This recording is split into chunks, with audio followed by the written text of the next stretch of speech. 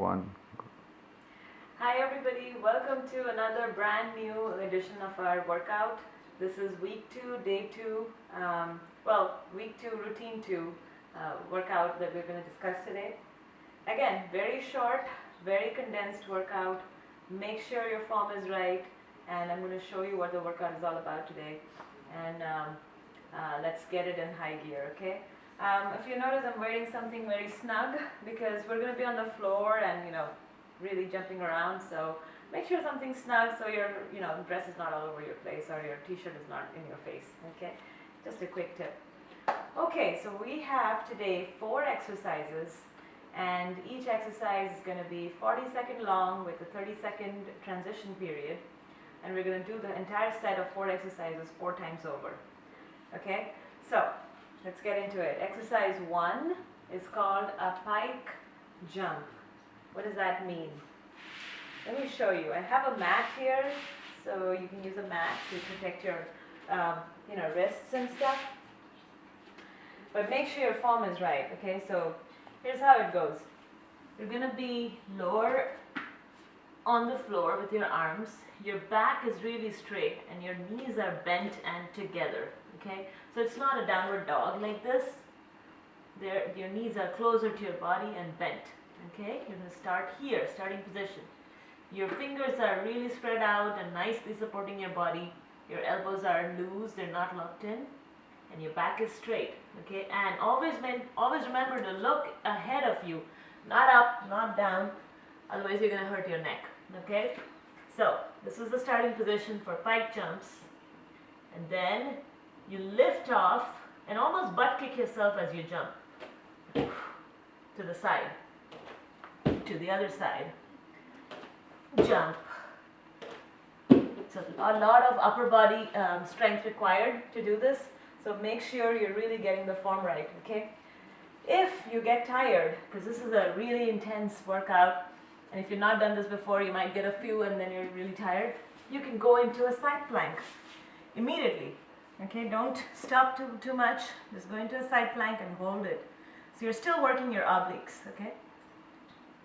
All right, so 4 rounds, so each round you can do one side of your, plank, side plank. So that was exercise 1. Next is a hustle side lunge. Like I said, always we want to have movement in our workouts, okay? There should be nice movements, and that builds flexibility, that builds quickness of feet and everything. So this involves a little bit of footwork.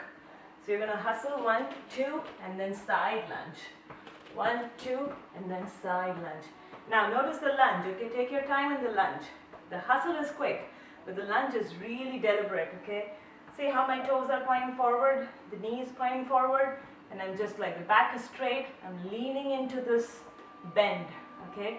So if I hustle towards left, my left knee is bent, and my hip is really back. It's still a squat, it's just a side squat, a side lunge, okay? Similarly, if I'm traveling to right, then my right knee is bent, and the knee never crosses over and crosses past your toes. That's the key. So, okay, chest is up. So you're not here, you're here. Again, really bend. Okay? Take your time with the lunge. All right, third exercise. This one is still tough for me too. So I really want you to pay attention. This is called a V up. V up. Just a V. Really works your core, your lower body, and your ab muscles, okay? We're going to start in a balled up position, really, closed in like a ball. We'll start in a fetal position, balled up position, whatever. And then we're going to really open up like a flower. See how? Again, curl back into the ball. Again, open up. Let's try that again. Do not touch your, head or your shoulder, upper shoulder, or your heels to the ground. That's the challenge, okay? So let's try it again. Okay, keep breathing. If this is very challenging, it could be, because if you've not done this before, it could be really challenging. And make sure, when you're coming up, your back is really curled in, like you're not struggling. You're not doing this, not this, okay? Because that could hurt your lower back. Okay, make sure you're not doing that. All right. If this is too challenging, go into a bicycle immediately. So this. See how I'm rotating my upper body? My hands are very lightly behind my ears, and I'm just rotating. But look at my legs. They're like deliberately pushing out, fighting resistance. Pull the knee in, push the leg out. Pull the knee in, push the opposite leg out. Okay? Very deliberate. Okay? So don't rush through the bicycles. They work just as good. So if you get tired with the V-ups, you're going to go into the bicycles. That's the modification. And then finally, we have the snowboarder jump. So we're used to the ski jumps, which are sideways, if you remember from the last workout. Now the snowboarder jump is essentially pivoting from a squat position, light squat. It's not a full squat, a half squat. You're lightly on your heels. Your knees are bent. You're going to start from here and then pivot and land on your heels. Pivot. And the opposite side, pivot. Pivot, okay? Pivot.